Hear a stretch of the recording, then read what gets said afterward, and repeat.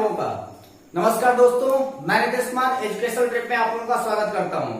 और आज हम लोग मिलते हैं एक नए टॉपिक के साथ जिसका नाम है वर्धन वंश या फिर इसी को पुष्यभूति वंश के भी नाम से जाना जाता है। तो फिर आप लोग वीडियो को स्टार्ट करें। उसके पहले सबसे पहले यहाँ देखें जहां पर आपको सब्सक्राइब का बटन दिखाई दे रहा है, तो सब्सक्राइब का बटन दबा करके आप उसके बगल में बेल आइकन को प्रेस जरूर कर दें ताकि हमारे हर एक वीडियो की नोटिफिकेशन आपको सबसे पहले मिले। ये नोटिफिकेशन उन लोगों के लिए जिन्होंने अब तक भी हमारे चैनल को सब्सक्राइब नहीं किया है। अब इधर देखिए, ये सबके लिए है। यहां पर दिख रहा है आपको लाइक का बटन, तो हमारे इस वीडियो को लाइक कर दीजिए और इसके बाद फिर हम शुरू करते हैं आपके वर्धन वंश के बारे में, इनकी कुछ महत्वपूर्ण विशेषताओं के बारे में आपको हम बताना शुरू करते हैं। तो फिर चलिए देखिए, जब आपका गुप्त वंश का विनाश हुआ तो गुप्त वंश के विनाश के पश्चात जो आपका राजदरबार था यानी कि जो राज साम्राज्य था वह 5 भागों में बट गया। और उनके 5 भागों में बंटने के पश्चात उनमें सबसे ज्यादा राज विस्तार अगर किसी का हुआ तो वह आपके पुष्यभूति वंश का हुआ। लेकिन ऐसा माना जाता है कि पुष्यभूति वंश का ही राजा जो हर्ष था वह अंतिम हिंदू सम्राट माना जाता है या फिर अंतिम हिंदू शासक माना जाता है। लेकिन उसका भी अधिकार क्षेत्र संपूर्ण भारत पर नहीं था, केवल कुछ ही भारत के क्षेत्रों पर ही उसका अधिकार था। तो इनकी कौन कौन सी महत्वपूर्ण बातें हैं, उन महत्वपूर्ण बातों के बारे में आज हम चर्चा करते हैं। आइए जानते हैं।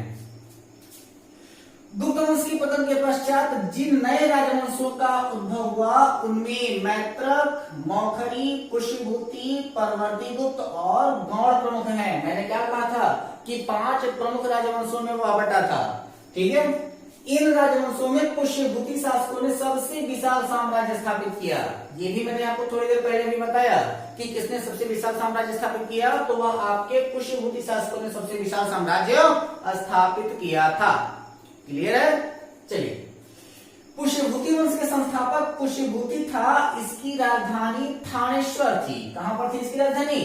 तो इसकी राजधानी थानेश्वर थी, जो कि प्रेजेंट टाइम में जो आपका थानेश्वर है वह आपका थानेसर कहा जाता है और यह आपके हरियाणा कुरुक्षेत्र के पास में है।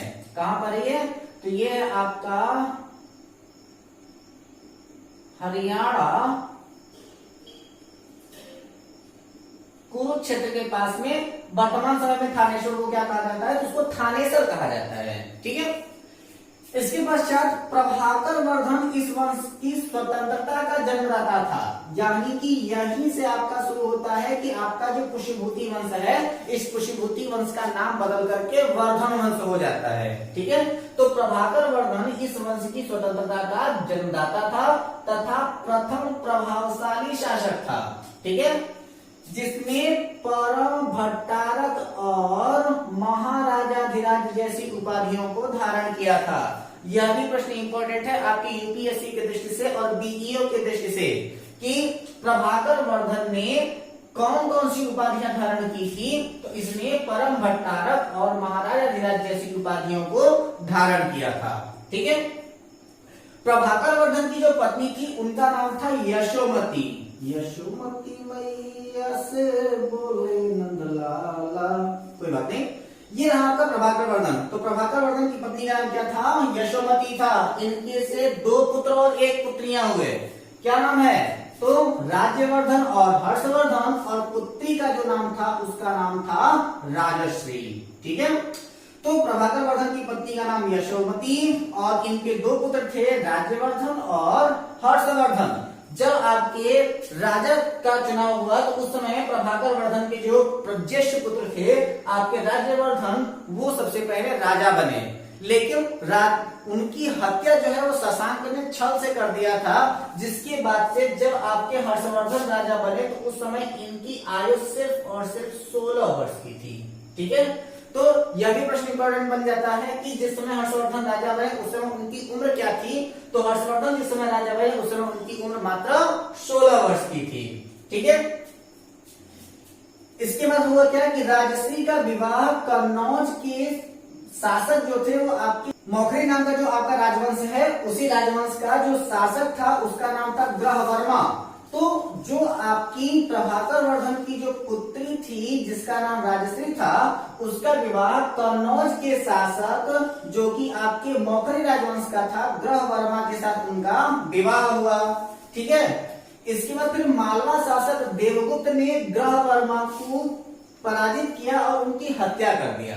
ठीक है, तो यहां पर भी ध्यान दीजिएगा कि मालवा शासक देवगुप्त ने, ये भी आपने क्या ग्रह वर्मा का हत्या किसने किया, तो ग्रह वर्मा की हत्या किया था देवगुप्त ने। तो मालवा का शासक देवगुप्त ने ग्रह वर्मा की हत्या किया तथा राजश्री को बंदी बना लिया और उनको राजश्री को बंदी बना करके उनको कारागार में डाल दिया। ऐसा कुछ किताबों में प्रमाण मिलता है कि राजश्री जो थी वो देखने में बहुत ही सुंदर युवती थी और यह जो आपका देवगुप्त है वह राजश्री से विवाह करना चाहता था, लेकिन प्रभाकर वर्धन ने अपनी पुत्री का नाम विवाह देवगुप्त से न करा करके ग्रह वर्मा के साथ कराया, जिसके साथ जो आपका देवगुप्त है उसने प्रतिशोध की ज्वाला में ग्रह वर्मा की हत्या की थी और राजश्री को बंदी बना करके उसको कारागार में डाल दिया था। अब यहां पर हुआ क्या कि जब आपका ग्रह वर्मा की हत्या कर दी गई तो उस समय राज्यवर्धन ने देवगुप्त को मार डाला, यानी कि फिर राज्यवर्धन ने किया क्या, राज्यवर्धन उसके बाद फिर राजा बने थे तो राज्यवर्धन ने देवगुप्त की हत्या कर दी थी, देवगुप्त को मार डाला था। परंतु जो आपका देवगुप्त का मित्र था जिसको हम लोग कहते हैं शशांक, ठीक है, वह आपका गौड़ नरेश था। ठीक है, तो देवगुप्त का मित्र कौन था, तो एक्चुअली ये कहा जाता है कि जो आपका शशांक है वह दोनों के साथ मैत्री की भावना रखता था, यानी कि वह देवगुप्त के भी साथ मैत्री की भावना रखता था और राज्यवर्धन के भी साथ मैत्री की भावना रखता था।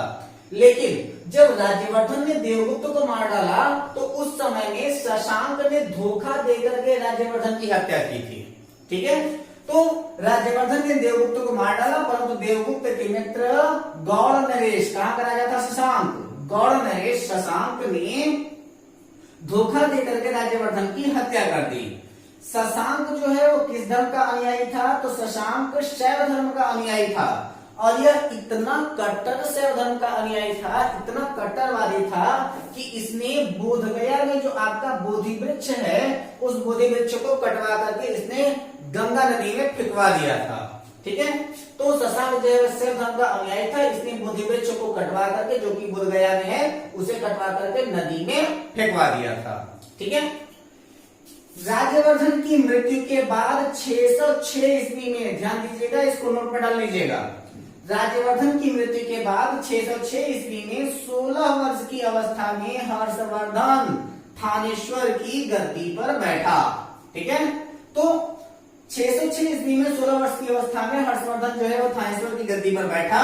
हर्ष को शिलादित्य के नाम से भी जाना जाता है, ये भी इंपॉर्टेंट है, नोट में डाल लीजिएगा कि हर्ष को और किस नाम से जाना जाता है, तो हर्ष को शिलादित्य के भी नाम से जाना जाता है। इसने परम भट्टारक की उपाधि धारण किया था। ठीक है, इसने क्या था कि इधर आप देखिएगा कि प्रभाकर वर्धन ने परम भट्टारक की उपाधि धारण किया और इधर हर्षवर्धन ने भी परम भट्टारक की उपाधि को धारण किया है। ठीक है, तो परम भट्टारक की उपाधि को धारण किया। हर्ष ने शशांक को पराजित करके कन्नौज पर अधिकार कर लिया तथा उसे अपनी राजधानी बना लिया। ठीक है, तो हर्ष ने इसके बाद किया गया शशांक के ऊपर आक्रमण किया, यानी गौड़ ने शशांक के ऊपर आक्रमण किया, उसे पराजित किया और उसे पराजित करने के पश्चात उसने कन्नौज पर अधिकार कर लिया और कन्नौज पर अधिकार करने के पश्चात उसने कन्नौज को ही अपनी राजधानी बनाया। यानी कि इसके पहले वर्धन वंश की राजधानी कहाँ थी, तो इसके पहले वर्धन वंश की राजधानी थानेश्वर थी और इसके बाद फिर हर्ष ने अपनी राजधानी कहां पर बदल दिया, तो हर्ष ने अपनी राजधानी कन्नौज में कर दिया। ठीक है, हर्ष और पुलकेशिन द्वितीय के बीच में नर्मदा नदी के तट पर युद्ध हुआ। ठीक है, तो ये भी इंपॉर्टेंट प्रश्न है और ये आपका पूछा भी जाने वाला प्रश्न है कि हर्ष और पुलकेशिन के बीच में, पुलकेशिन द्वितीय के बीच में युद्ध कहां पर हुआ, तो हर्ष और पुलकेशिन द्वितीय के बीच में युद्ध नर्मदा नदी के तट पर हुआ था। ठीक है, जिसमें हर्ष पराजित हो गया था। ठीक है, इसमें कौन पराजित हुआ, तो इस युद्ध में हर्ष पराजित हो गया था। चीनी यात्री वेनसांग हर्ष के समय में भारत आया था। यह प्रश्न पूछा गया है बीएचयू बीएड के एग्जामिनेशन में, बीएचयू बीए के एग्जामिनेशन में और भी जितने वनडे एग्जामिनेशन है उन सभी वनडे एग्जामिनेशन के लिए यह प्रश्न सबसे ज्यादा इंपॉर्टेंट है और यह बार बार पूछा जाता है कि वेनसांग भारत कब आया। तो हर्षवर्धन के ही समय में चीनी यात्री वेनसांग भारत आया था। और ये जो आपका वेनसांग है यह बहुत ही विद्वान माना जाता था और इसकी विद्वत्ता का प्रमाण यह है कि वेनसांग को यात्रियों में राजकुमार, नीति का पंडित एवं वर्तमान शाक्यमुनि कहा जाता था। क्या क्या कहा जाता था इसे? तो इसको यात्रियों में राजकुमार कहा जाता था, नीति का पंडित कहा जाता था और वर्तमान शाक्यमुनि कहा जाता था। ऐसा माना जाता है कि जो शाक्य दर्शन है वह नीति का अब तक का सबसे बड़ा ग्रंथ है और ये जो आपका वेनसांग है इसे वर्तमान शाक्यमुनि कहा जाता है। ठीक है, वह नालंदा विश्वविद्यालय में पढ़ने और बौद्ध ग्रंथ संग्रह करने के लिए आया था। वह भारत किस लिए आया था? वह नालंदा विश्वविद्यालय में पढ़ने के लिए और बौद्ध ग्रंथ का संग्रह करने के लिए वह आया था। हर्ष ने 641 ईस्वी में अपने दूत चीन भेजे। तो ये भी प्रश्न पूछा जाता है कि हर्ष ने अपने दूत को चीन कब भेजा था? तो हर्ष ने 641 ईस्वी में अपने दूत को चीन भेजा तथा 643 ईस्वी एवं 645 ईस्वी में 2 चीनी दूत उसके दरबार में आए थे। ठीक है, तो चीनी दूत हर्ष के दरबार में कब कब आए? तो चीनी दूत हर्ष के दरबार में आए थे 643 ईस्वी में और 645 ईस्वी में। इंपॉर्टेंट प्रश्न है, इसको नोट में डाल लीजिएगा। ठीक है, इसके पश्चात हर्ष ने कश्मीर के शासक से बुद्ध के दंत अवशेष बलपूर्वक प्राप्त किए थे। ठीक है, तो यह भी ध्यान दीजिएगा कि कश्मीर ने बुद्ध के दंत अवशेष किससे प्राप्त किया? तो हर्ष ने कश्मीर के शासक से बुद्ध के दंत अवशेष बलपूर्वक प्राप्त किया था, यानी कि उसे छीन लिया था। ठीक है, हर्ष के पूर्वज भगवान शिव और सूर्य के अनन्य उपासक थे। ठीक है, तो जितने भी आपके वर्धन वंश या पुष्यभूति वंश के लोग थे वह किसके उपासक थे? तो वह भगवान सूर्य और भगवान शिव के उपासक थे। ठीक है, प्रारंभ में हर्ष भी अपने कुल देवता शिव का अनन्य भक्त था। जब सबसे पहले जो हर्ष राजा बना तो उस समय वह अपने कुल देवता शिव का अनन्य भक्त था, लेकिन जब वो चीनी यात्री वेनसांग के संपर्क में आया, जब वह वेनसांग से मिला तो उसने बौद्ध धर्म की महायान शाखा को राज्याश्रय प्रदान किया, यानी कि उसने बौद्ध धर्म की महायान शाखा को स्वीकार कर लिया था तथा वह पूर्ण बौद्ध बन गया। ठीक है, तो वह क्या बन गया? पूर्ण बौद्ध बन गया, यानी कि उसने बौद्ध धर्म को स्वीकार कर लिया। ठीक है, हर्ष के समय में नालंदा महाविहार महायान बौद्ध धर्म की शिक्षा का प्रधान केंद्र था। तो जो आपका हर्ष का समय है, तो हर्ष के समय में नालंदा विश्वविद्यालय या फिर नालंदा महाविहार जो है वो आपके महायान बौद्ध धर्म की शिक्षा के लिए प्रधान केंद्र बन चुका था। हर्ष के समय में प्रयाग में प्रति 5वें वर्ष एक समारोह आयोजित किया जाता था और ऐसा कहा जाता है कि उस प्रयाग के समारोह में हर्ष जाता था और अपने संपूर्ण संपत्ति का दान करके वो वहां से चला आता था। ठीक है, जिसे महामोक्ष परिषद कहा जाता था। इस सम्मेलन को क्या कहा जाता था, यानी कि इस समारोह को क्या कहा जाता था? तो इस समारोह को महामोक्ष परिषद कहा जाता था। वेनसांग स्वयं छठे समारोह में सम्मिलित हुआ, इंपॉर्टेंट है। ठीक है, तो जो आपका वेनसांग है वह कब इसमें सम्मिलित हुआ था, यानी कि इस सम्मेलन में वह कब सम्मिलित हुआ था? तो वह छठे समारोह में सम्मिलित हुआ था। ठीक है, बाणभट्ट हर्ष के दरबारी कवि थे। उन्होंने हर्षचरित और कादंबरी की रचना की। ये प्रश्न इंपॉर्टेंट है, पूछा भी जाता है कि हर्षचरित एवं कादंबरी की रचना किसने किया है? तो हर्षचरित और कादंबरी की रचना बाणभट्ट ने किया है। ठीक है, इसके बाद प्रियदर्शिका, रत्नावली तथा नागानंद नामक 3 संस्कृत नाटक ग्रंथों की रचना हर्ष ने किया था। झूठ बात है ये, भले हम लोग ये चीज पढ़ते हैं लेकिन हम लोग कहते क्या है कि प्रियदर्शिका, रत्नावली और नागानंद इनके लेखक कौन है? तो हम लोग बार बार कह देते हैं कि हर्ष जो है इन तीनों नाटकों के लेखक हैं, लेकिन वास्तविकता क्या है? बहुत खोजबीन करने के बाद मुझे मिला, वह क्या है कि ऐसा कहा जाता है कि धावक नामक कवि ने हर्ष से पुरस्कार लेकर के उसके नाम से ये तीनों नाटक लिख दिए थे। ठीक है, यानी कि राजा है, राजा को तो राज दरबार से ही काम से फुर्सत नहीं, तो वह नाटक लिखने बैठेगा। तो ऐसा माना जाता है कि धावक नाम का एक कवि था जो हर्ष से पुरस्कार प्राप्त किया था, और हर्ष से पुरस्कार लेने के पश्चात उसने ये तीनों नाटक जो है वो हर्ष के नाम से लिख दिया था, जिसको हम लोग ये पढ़ते हैं कि प्रियदर्शिका, रत्नावली और नागानंद हर्ष ने लिखा हुआ है। तो एग्जाम में पूछेगा तो आप यही लिखेंगे क्या कि हर्ष ने प्रियदर्शिका, रत्नावली और नागानंद लिखा है, लेकिन वास्तविकता बहुत खोजने के बाद मुझे ये चीज मिला कि ऐसा कहा जाता है कि धावक नामक कवि ने हर्ष से पुरस्कार लेकर के उसके नाम से ये तीनों नाटक लिख दिए थे। ठीक है, हर्ष को भारत का अंतिम हिंदू सम्राट कहा जाता है, लेकिन न तो वह कट्टर हिंदू था और न ही सारे देश का शासक था। ठीक है, हर्ष को अंतिम हिंदू राजा भले ही कहा जाता है, लेकिन वह कट्टर हिंदू नहीं था, यानी कि उसने अन्य धर्मों को भी अपने राज्य में आश्रय प्रदान किया था, और उसका भी शासन संपूर्ण भारत पर नहीं था, बल्कि आपके सौराष्ट्र से होते हुए आपके कुछ उत्तर और कुछ दक्षिण के राजवंश पर था, लेकिन आपके समस्त पृथ्वी पर उसका अधिकार यानी कि समस्त भारत पर उसका अधिकार नहीं था। हर्ष के अधीनस्थ शासक महाराजा अथवा महासामंत कहे जाते थे। इंपॉर्टेंट है, नोट में डाल लीजिएगा कि हर्ष के अधीनस्थ शासक क्या कहे जाते थे। तो हर्ष के अधीनस्थ शासक जो है वो महाराजा अथवा महासामंत कहे जाते थे। ठीक है, हर्ष के मंत्रिपरिषद के मंत्री को सचिव अथवा अमात्य कहा जाता था। तो हर्ष के मंत्रिपरिषद के मंत्रियों को क्या कहा जाता था, तो उन्हें कहा जाता था सचिव या फिर अमात्य कहा जाता था, और जो आपका प्रधानमंत्री था उसे महासचिव कहा जाता था। ठीक है, प्रशासन की सुविधा के लिए हर्ष का साम्राज्य कई प्रांतों में विभाजित था।